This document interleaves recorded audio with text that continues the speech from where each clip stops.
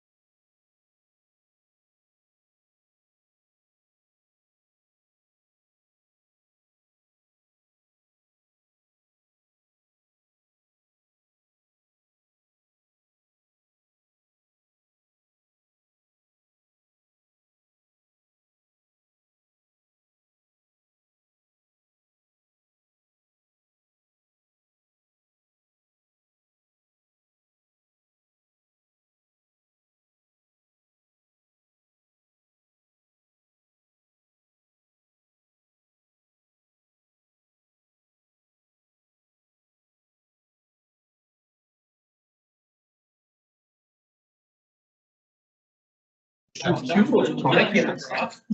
of that depends You're on first. participation percentage. It's got Somebody's trying to get in front of somebody. Nobody's gonna hear about it. They wanted to meet each Goes other. straight into, get that done. They might expect just hot dogs. But I wanted, I'd rather this. It'll go as far as kids. Pushing on the front side, yeah. You'll live. I'm sorry.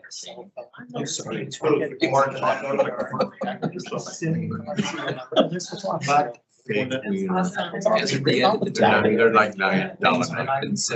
I actually. Absolutely. Give them out and then collect them back. Yeah, that's fine. I need them to sign. Y'all have to. Understand, Hunter doing that work to the north, Sign things is. on the ADA ramp. Yeah. Just give them- He has H rental I got you. You're good. Why are we paying Hunter to do it? We had somebody who's gonna do it for nothing. That sounds like Which one do you another think you need for signing, John? Probably a. slap on the wrist. Please don't look how paid for signing. I'm happy to give you one.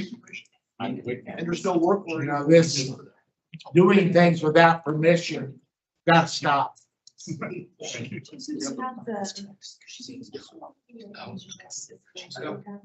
trying to maintain my. Not yet. He's appointing folks at for the next few days. Later. Okay. I think it's a good step. The only one that. And I can go ahead and do that now. Okay, give me just 1 second to. Hello? Okay. Complicated, aggravating. Yeah. Associated with. Uncharacteristic of. Can't get anybody else to agree that. My son's. You're good. You know, control.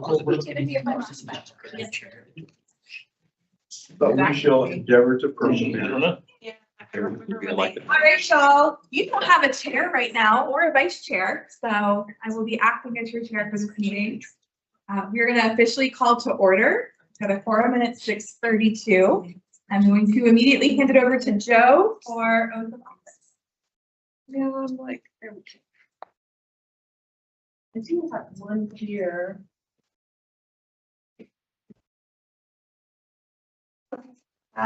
Jesse is no longer with the board. Okay, she sent that over email.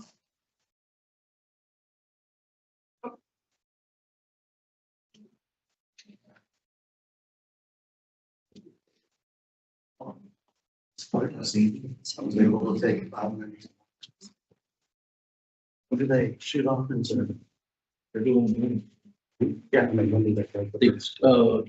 They don't. They're in the highway road until 1. Yeah. Yeah. Artemis too. Thank you. The first time in over 50 years, we're going back to the moon.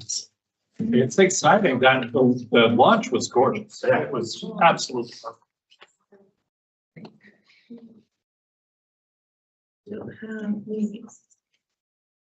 Did you see we posted pictures of the chairs? On the reduces thing. Look. I have my baby here. You have my dad. Can make a difference. Some meetings. A little bit, even a little bit of help. She was on our roster and Jesse is not. So I don't know what the. It would have been from the appointments, not from the ones just. I think the appointments were correct. We're missing. But we can get Mimi's situated later. Okay. Yeah. Because we'll also need to do aerials later and then Jesse is not on the board. Okay. Well, Mimi, if you'd like to go ahead and join us anyway, even though you don't have If I can, I paperwork. don't know, is it okay? Sorry, no, you're kicked out. You gotta go. Okay. And then I can just email it to you. Okay. Okay, we're gonna do a group oath of office instead of doing it individually, each one. And I appreciate you guys letting me take the time to do that this evening because it does save us some time. And then, of course, we get the paperwork in that we're required by the state of Kansas to have. I'm sorry. Mimi is Noemi, if you have the Noemi. Oh, yeah, I do have her. You do exist. I do. Yes. Good catch. All right, so if you'll raise your right hands and repeat after me. I state your name. Solemnly swear that I will support the Constitution of the United States Constitution of the United States. and the Constitution of the State of Kansas, and faithfully discharge the duties of the District 3 Advisory Board for the city of Wichita, Kansas. So help me God. Thank you. And then if you'll just sign the oath of office and then the acceptance. I heard somebody say state your name instead of their name. You did? Did they really? What's the date on today's calendar? I have had that happen. Thank you.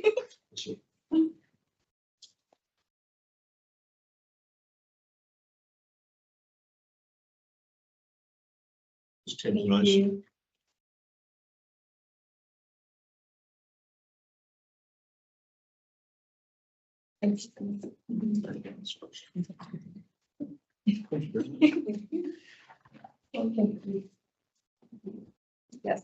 You have your certificate. Yes, ma'am. Thank you. Yeah, and the certificate's yours to keep, just for your records.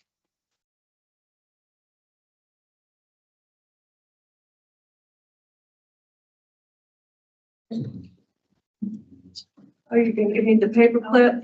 I'll take it. I recycle. Thank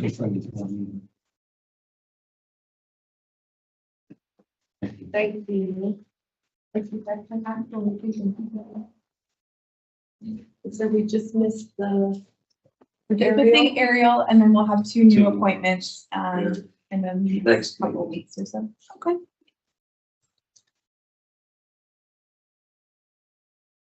And for some reason, I think I might have spoken with Ariel and we scheduled hers to do virtually for tomorrow. Perfect. Yeah, she wasn't sure she was gonna make it today, so I did tell her to reach out to you. Okay.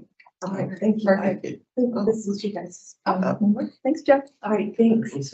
Have a good evening. Thank you. Thank you. Okay, we are gonna kick off our meeting with approving the current agenda. Is there a motion for that? I'm gonna wait for the agenda. Second. Great. All in favor, aye. Aye. All against, say nay. Great. And then we're gonna approve the minutes from last meeting. We approve the minutes from our last Second. meeting. Thank you. All in favor, aye. Aye. All against, nay. Beautiful. Okay, we'll kick off with staff reports. We'll start off with our fire report.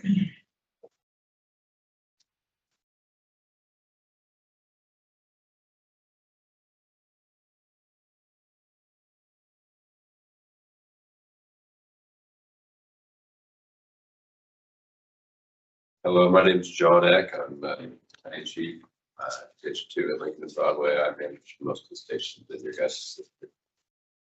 I see most of you have the report, or some of you do. Our support team puts out this report every month, and it has some interesting information on there. Some of it not so much. I like this part of it. It's the part that interests me. This one is a grain elevator problem. Trying to remember the exact address, 14th and Mosley area. About 100-foot tall elevator. And we had some fire, small amount of fire in there, but anytime you have something like that, it's pretty dangerous. And we're trying to work in the elevated structure. And then we had some problems later on by putting enough water in there. It was causing some structural issues. So it kind of tested our whole fire department. We're calling all hazardous fire departments, so we deal with anything from hazmat to fires, from medical to rescues. And this one was involved, one of those. We were there most of the night on that The next one was another pretty significant incident, a couple interesting ones this month. I was actually at this one. This is a train derailment. I'm not sure quite how this happened yet. I think it's being investigated. But we had a train take out, there's 4 pillars wide across 135. And it took out 2 of them. This is right north of where 96 East peels off.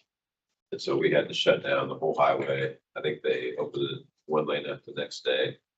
But this could have been a lot worse. There was cars inside these train containers, and then the one that looks like it would possibly hold something dangerous, these black ones that usually hold fluids, it was empty. So we didn't have a hazmat issue here. This could have been a lot bigger deal.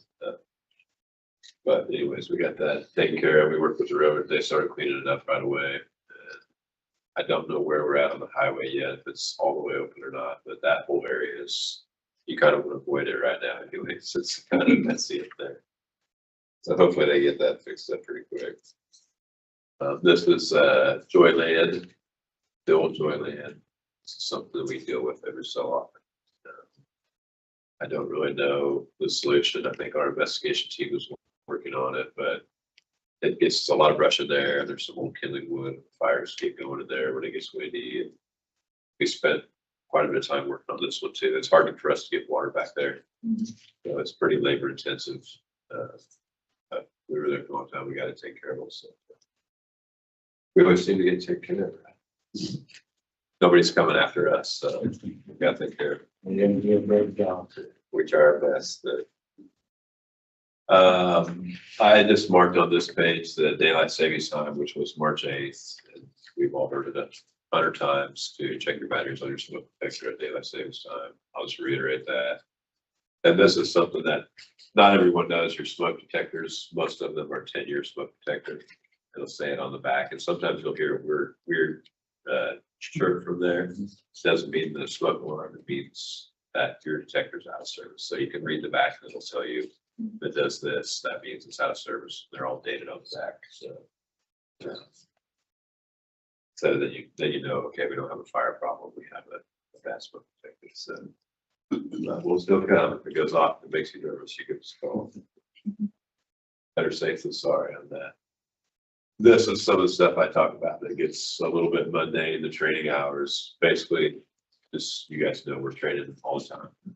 Every day we got somebody doing something. We stay really busy. It's important to us that you guys are getting your money's worth with your tax dollars. So we do have some downtime in a 24-hour shift, but we try to really work hard to stay up on our skills. And we have a lot of training processes and certifications that we continue to always get. And that training numbers is documented for some insurance purposes. It helps with your insurance costs. This is some of the fire investigation stuff. I think it says they investigated 8 fires, and these go mid-month to mid-month. So yeah, there's some more numbers there. Damages. Nothing too significant. This was a little garage fire that we had. The one I do want to talk about on this one, yeah, 318. This was in your guys' area, so we can talk about that. So this is over at 2800 Emporia in the Shores. I was also at this one. It was a relatively small fire, but when we got there, people had brought out a 2-year-old and a 4-year-old that had some smoke inhalation issues. And so we showed up, we have a fire going, and people had us 2 kids. So the fire was pretty small, but it looked like the kids were in the closet with a small amount of fire. It doesn't take much smoke, especially with the little kids. So that's still being investigated. I don't know what happened there, but we transported, or EMS transported both kids. Last I heard, one of them was off the vent, one was still on, but I haven't had an update on that in a little while. But so it's pretty serious. But they're still with us as far as I know. But I don't know their condition per se as today. Last I heard. we usually get updates for like 2 or 3 days, and then something else happens and we move on to the next one. So, but if you ever want to see, firefighters really hustle, have some kids, or they jack it up a notch when that happens, which is hard to imagine because we're already pretty intense. But when that happens, the guys really get going. These are a couple of these are in your district here. You'll see District 3, some vacant, unsecured. Those were not very big fires. Harder for investigators to determine what happens with some of those, but most of those don't have electricity and don't have gas. So we know there's probably some kind of outside source, but it's really hard to nail down. That was a candle there on the bottom. A couple of those lately, it was had a little fire the other day, similar to that. Candle was on the foot of the bed on a chest. And it somehow got knocked over, lit the bed on fire while they were sleeping. And that guy had some pretty serious smoke inhalation too. That was a little bit out east, I think.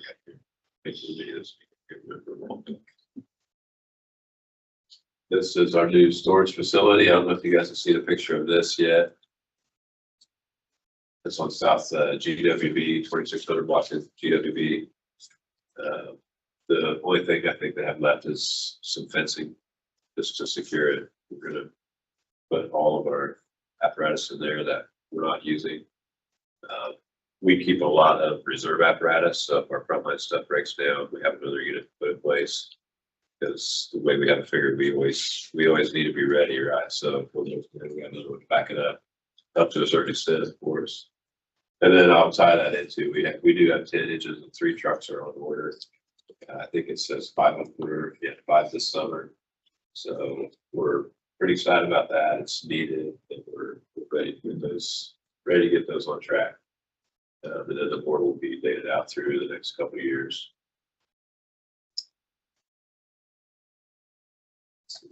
Highlighted there. Wow. Exciting there. We have a lot of stuff possible.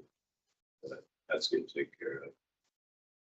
I don't know much about this deal, but they had the parade down there also. We had some guys down there in the parade. It was pretty cool. Probably see any of those social media stuff. If you want to see some pictures of that, there's probably quite a bit on there. Just the way. Questions from that? Questions from the audience? You did say this goes from mid-month to mid-month. If Yeah, we had a small fire in Hilltop, it wasn't on report, really happened a Yeah. couple of weeks. you know what day it was? Do you remember, David? Yeah, a lot of times. Wednesday of last week, I believe. A lot of times it goes like around the 20th to the 20th, so they can get it out to us. It was kind of insignificant, just a dumpster fire, but still. It could be on the next month's report. Thank you, sir.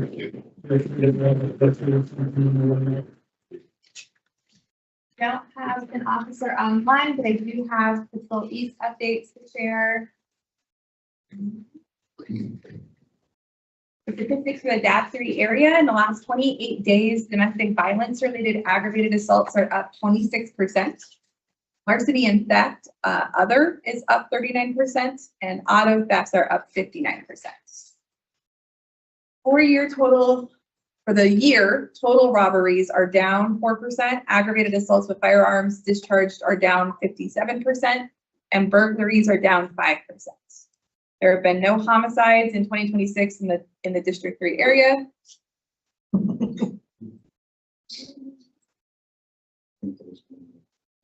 Okay, I was like, I thought we were investigating. It's not. Fair enough. Aggravated assault firearm displayed went up 100% this year. Right. This simply represents that there were 2 last year and we're currently at 4. Larceny and theft from buildings are up for the year at 26%. And with the assistance of the city crime analysts, Patrol East, community policing and patrol officers have been working in the risk terrain modeling areas to reduce crime of Part 1 offenses and other community safety issues. Below, you'll find data in regards to the data from those zones for the last 28 days, that's February 24th through March 23rd, there have been 44 self-initiated CFS in East zones. I don't know what CFS is. I'm so Calls for sorry. service, What? call for service. Call for service. Thank you, Daniel. 21 average self-initiated calls for service in that zone during the past 2 years of the same time frame. So we've had 44 in this current month, 28 days area, and typically in a 28-day period over the last 2 years, it's a 21 call average. The 110% increase in officer-initiated activity in those zones. And their current academy class has 39 recruits, 33 are male, 6 are female. They are currently in week 11 and graduate on July 16th. This week, the recruits are learning first aid, cardio, cerebral resuscitations, CCR, and tactical medical training, which is applying tourniquets and other major trauma life-saving skills. So they're alongside the Wichita Fire Department right now. Any questions? I will have to pass them along, but I will take them. Yes. Patrol East is my neighborhood. I know we had several instance calls, police come out for different little issues. Crime rate is increasing. It's spooky again. Those are great numbers, 35, 25%. That's a lot of stuff going on. I have a question about how many can we get away with before we become a nuisance? I know we've had a couple of nuisance complaints in the past. And I know the one we're dealing with right now, that's going to be an issue, I think, going on. It's the parents and a child that don't belong there. They don't want him there, but he continues to come back. So I don't want it to escalate. I don't know how to fix it before it does escalate. An adult child? Correct. For a specific case, I would say get in touch with the community policing officers. I already have. He's going to be at our meeting now. I've talked to him. I talked to Captain Beard. So hopefully I got them all spinning with me. So we're supposed to be at the next meeting too, so we can get more information. But since you're talking Patrol East, that's my realm. So let's fix it. The other half of what you were just asking about, The nuisance. the nuisance part, yeah. So the nuisance ordinance, first of all, they don't just sit and watch every property and say, as soon as you hit this number, you're now a nuisance property. There has to be a significant call volume and a will from both the public and officers to initiate a nuisance complaint. And it's not a straight number. It's not like if you call on somebody because their dog is barking too much 5 times, that 5 times means they're now a nuisance property. Kind of thought There's that. a little We bit had more. people harboring houses and harboring criminals. That was one of them. Then we had drug houses that were doing all this and that. There were 2 separate things, but this is a new one that's just starting to start. And I'd like to fix it before it does escalate. So that Hilltop or Hilltop? It's Hilltop Manor. It's in my neighborhood. It's one of our members, and the member and his wife, they're trying to keep him from going out there, but it's their daughter. It's a long story, but they don't want her there. And it's because of addiction and all this and that. So I think you're connected to the right people already, so should be helping you there. you're the right people. That's the downfall, is being so good at your job. I'll start being worse. Fail a little bit more. Any other questions from the staff? How do we get reports from South consistently? We usually do. Jensen's usually on here. But are you talking hard numbers? Have them send over numbers like? Yeah, something consistent with some real numbers, and the risk terrain, we haven't heard from them since it pulled over and it just kind of vanished from the radar. And then maybe hear from ECT, since Broadway Corridor Team, since we haven't heard from them since I've sat with that, so. That'd be nice. I really had to reach out to him, talk to Captain Beard, then he talked on down to Malloy, and then Malloy's out, then he sent another officer to talk to us. It's a procedure. Any questions from the public? Yeah. Yeah, I was kind of along the nuisance topic. I live in the Stonegate down there on MacArthur, and given all the development happening down there, the nuisance with us, constitutes the more development and the removal of the homes. My place has been sold and bought by equity management firms quite a bit. recently taken off the market again. So one of those concerns being the nuisance and also the longevity of my home is one thing that I was kind of hoping to be able to keep an eye on. How are we, like, just the regular occupants at a place like our trailer park to know whether or not the nuisances or any developments will foster the sale or encourage that area for us to have to eventually move because it's being developed more. There's just so much going on in that area. And then recently looking into the nuisance and not knowing necessarily how you can look into places that provide us the information that what's going on besides just coming to these meetings. Do we have like community portals of sorts besides just the Wichita page? I kind of sorted it out, and that's kind of what led me to here was kind of the topic with the nuisance and also the sale and stuff and the continuous increase in the rent and stuff there. So Yeah. So when we're talking about nuisance cases, there's two different types of city nuisance cases. We've got property nuisance, which is handled by our neighborhood inspections team out of the metropolitan area building and construction department. They do have a portal where you can check addresses and see like, hey, this has an open case on it.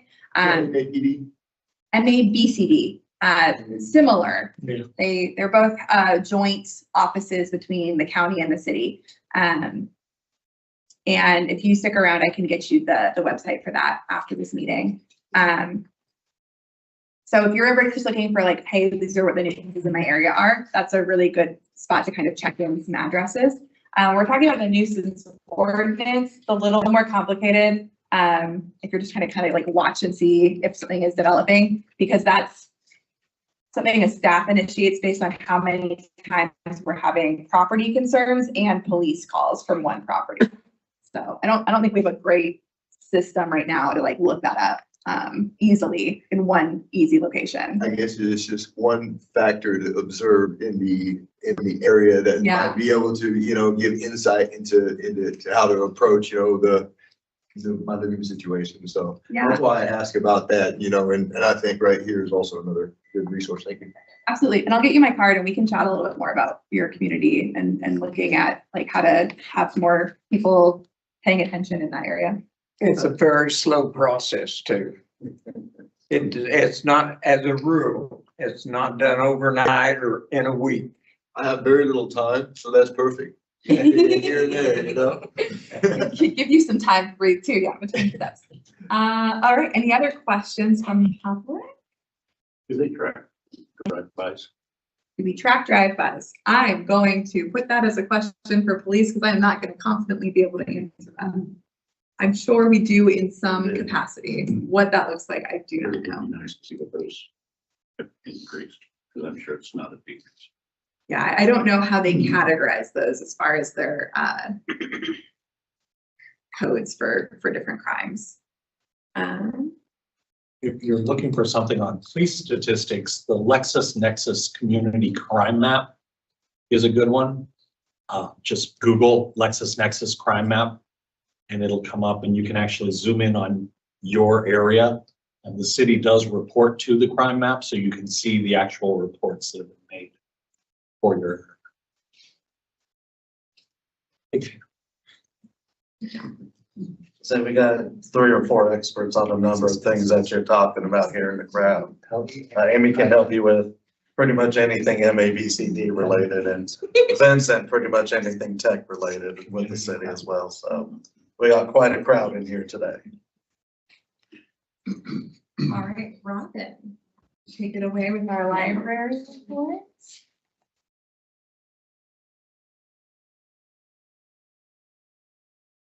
Hi, my name is Robin Jouster. I'm the Community Services Librarian. I'm at the Walters Branch in District 3.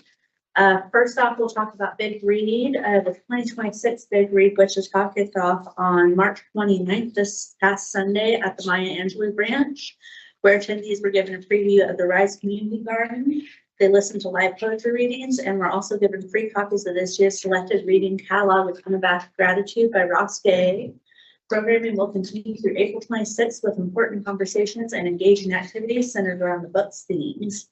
Join us for book clubs, events to help manage mental health, crafty activities, tips and tricks for home gardening, and a deep dive into poetry.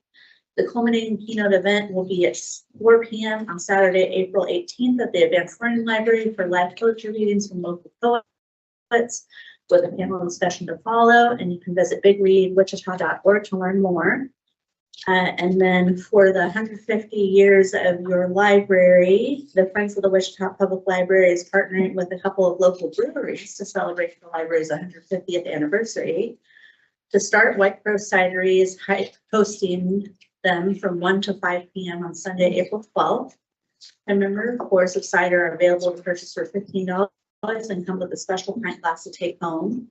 Additionally, the Friends will have blind date with the book bundles available to purchase. Books are wrapped up, so they have to choose based only on the genre and a short synopsis, putting the old saying, "Don't judge a book by its cover," to the test. The books are available for purchase at $5 and $20 options. And then we're also excited to partner with Central Standard Brewing on April 26th from 12 to 5. A special batch crafted for the library's 150th called the Bibliomaniac will be on tap, and library-themed merchandise will also be available for purchase. And we have dedicated with author Pete Davis to celebrate National Library Week. The WPL is hosting author Pete Davis, whose book Dedicated, The Case for Commitment in an Age of Infinite Browsing, sparked a national conversation about commitment, participation, and community. Will visit us for an engaging conversation about why choosing something meaningful and sticking with it still matters.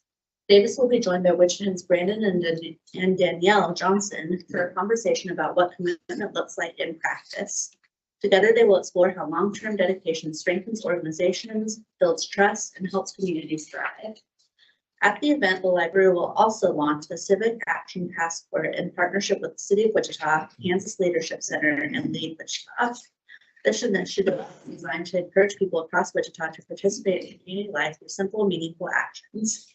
The Civic Action Passport will highlight opportunities throughout the city, from attending community events to volunteering and engaging with local organizations. Please visit wichitalibrary.org/events to register for the Pete Davis author event.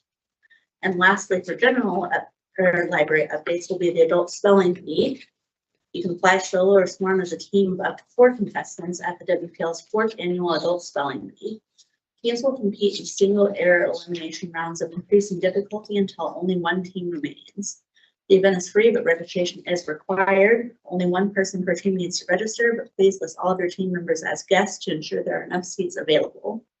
On-site registration will be available the evening of the event beginning at 5:30, and then you can join from 6:30 to 8:30 on Friday, April 17th at the ALL. Register online today by visiting wichitalibrary.org/events.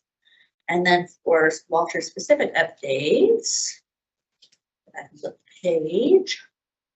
Tomorrow we have make and take axolotls from 1 to 5 p.m. You can decorate your own cute paper aquatic salamander that you love a lot.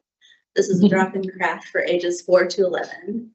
And this Saturday, April 4th from 11:30 a.m. to 2:30 p.m. is Third Place on Harry Street Board Games for All. Come and join us for a chance to spend time with neighbors and friends, all while enjoying a bit of healthy board game competition. This is a come and go event. Big Read Gratitude Gardens is on Wednesday, April 8th from 5:30 to 6:30. We'll be using a template from Doing Good Together to craft flowers, whether petals include in writing the things we are grateful for. All materials are provided. Call 316-261-8500 or visit wichitalibrary.org/events to register for all ages and families. Next up, Alliance joined us this evening for a digital skills class, and we'll be hosting 2 more this month. Microsoft Excel Level 2 will be on April 15th, and Cyber Digital Security will be on April 29th.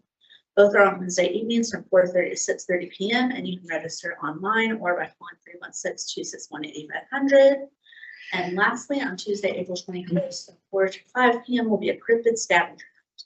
Can you spot Bigfoot or the Loch Ness Monster hiding in the library? Learn about cryptids, animals whose existence are unproven by science for ages 6 to 12. And that's it. Does Nessie exist? I think so.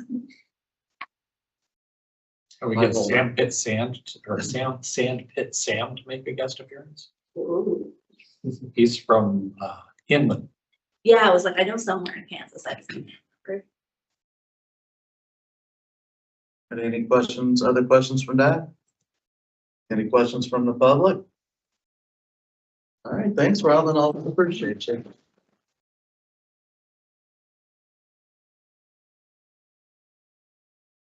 On our public agenda, we don't have any scheduled items or any members of the public that would like to speak for 5 minutes on an item not currently on our agenda.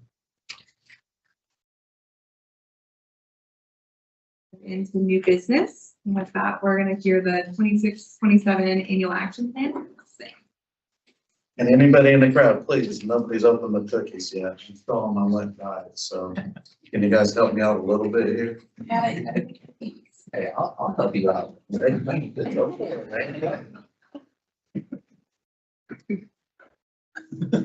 As you wish. Some of us didn't get dinner for the ghosts. There we go. So would you like to the PowerPoint? Yeah, I can open the PowerPoint. Yeah, give me just 1 second. We have a brief pause while I change some technology stuff, so feel free to get cookies and bathroom breaks in. Do a different document. And yeah. You're good. No worries. Totally fine. Not an issue. That is not an issue. We are so good. I really appreciate this. Guess what? I don't know if it's worth it. Becca, will you be sending out the library? Yeah, I don't know what happened with that file. If I opened it in out like this browser, it didn't work, but if I opened it in PDF, it was the right one. So that was strange, but.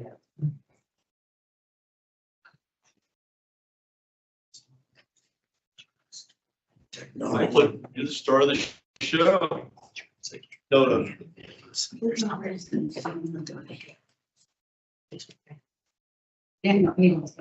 No, I just got chocolate milk. Last time I ate the oatmeal raisin.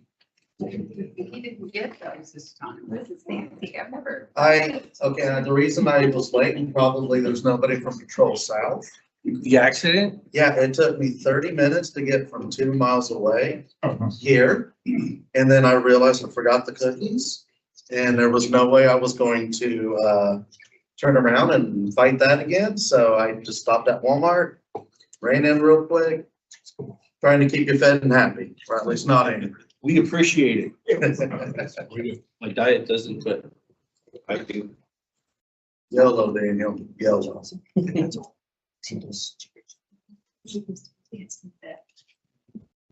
No. Okay. Let's back to the other. Sorry. You're fine. We just switched to Teams, so everything's a little new. So we're learning together. There we go. Did it.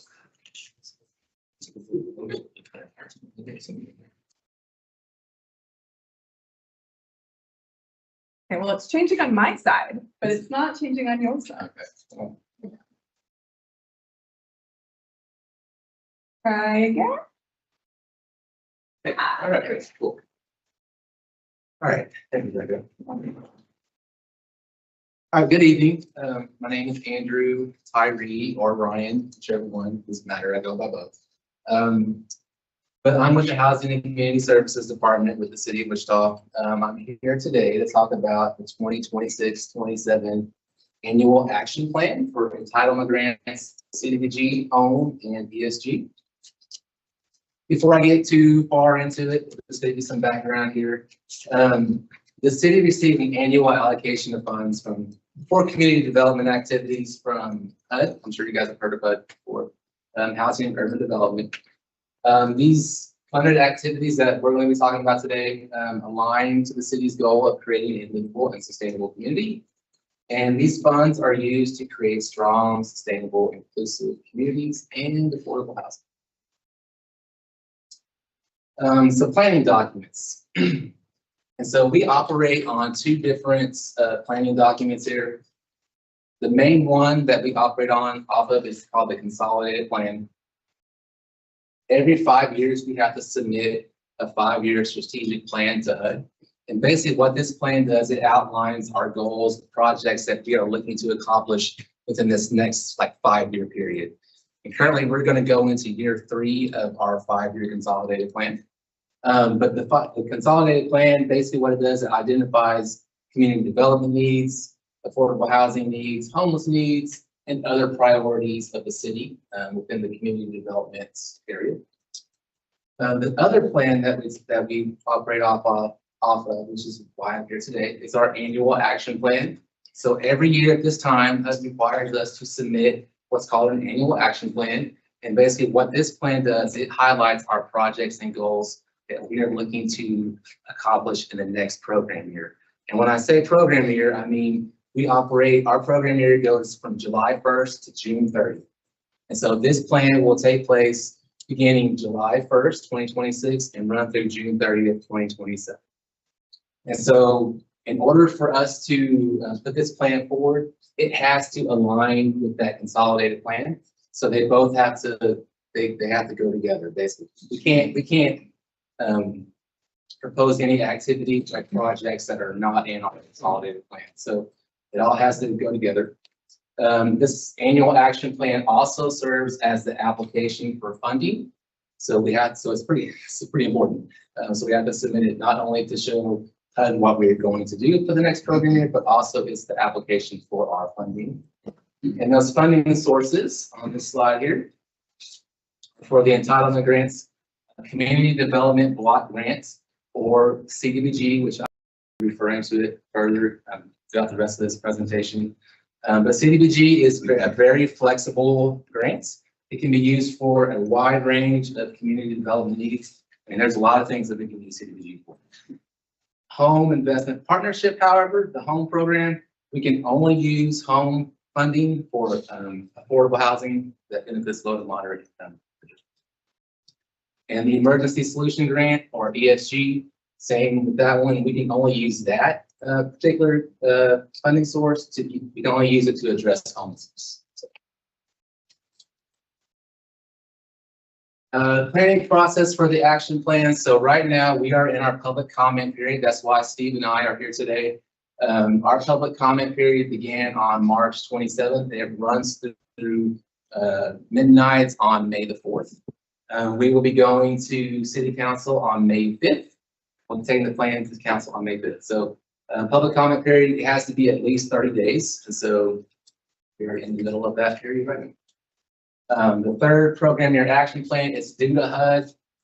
So there's a couple of different ways to look at this. It's due to HUD no later than 60 days after HUD publishes their final allocation amounts. We don't have those allocation amounts yet, so we're kind of just wait for HUD to release those to us. But again, that's for the program year July 1st, 2026 to June 30th of 2027. Usually we'll get those, I believe it's in this month or May, usually is kind of when they release those. So hopefully they will get those to us quicker. So if you had the pleasure of hearing this presentation last year, we want to do the same thing. You might remember me talking about this last year, but in an attempt to kind of ease the burden of tracking and administrative difficulties sometimes, we're taking all of our funding that was not, like from the previous program years, that wasn't allocated, that wasn't under contract. We're taking all that and we're taking it and we're just putting it all into this next program year. So any prior year funding that we've had that's not under contract, we're pushing all that in for this next program year.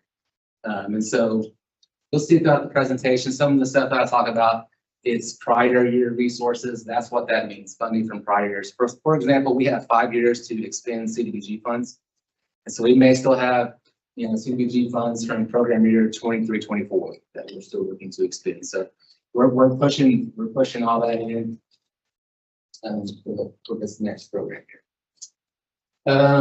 Award amounts, like I said, they haven't been released yet. So for the purpose of discussion and planning, we're estimating, and these estimates are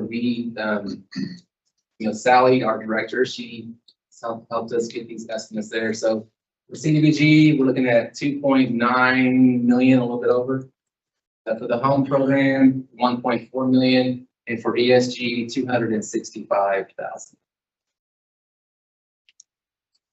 Okay, so for community development block grant, again, this can be used for a wide range of community development needs. And you'll see that, okay, cool. You'll see that 6.3 million number. So that's this amount right here, plus the prior year funding that I was talking about. So for a total of 6.3 million, we're looking to, we are allocating towards CDBG activities. So in order to meet criteria to be a CDBG funded program or activity, it must hit one of these national objectives. So benefit low to moderate income, prevent summer blight, or address urgent community needs. Most of the ones that we'll be talking about they all fall under the benefit low to moderate income. We do have some activities that we'll talk about that prevent summer blight.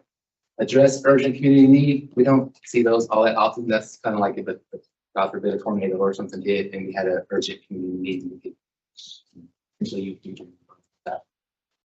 But in order to, again, qualify for CDBG funding, the activity has to be an eligible spending activity. And it has to at least benefit 70% of the spending has to benefit low to moderate income persons, at least 70%. City of Wichita, we are traditionally public services heavy, and I'll get into public service dollars here in a minute. They're CDBG public service dollars. But we're traditionally public services heavy. Approximately 30% of our CDBG award goes towards public services. However, nationwide, public services activities are capped at 15%, but we're grandfathered in at this 1.1 million. Now, I'm not sure how that came about. It's been like that for a long time, but we're very fortunate as a community that we get to allocate more public services dollars towards those activities. And pause you for just a second, our YouTube stream is behind significantly, so I'm gonna try stopping for a second and getting that contract.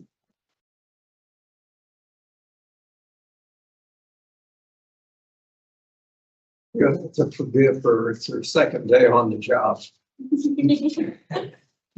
We've switched all of our tech, but we're also in a really big dead zone in this building. So YouTube requires a higher bit rate than I think my computer can handle in here. So we're seeing what we can do. Oh yeah, all kinds of fun.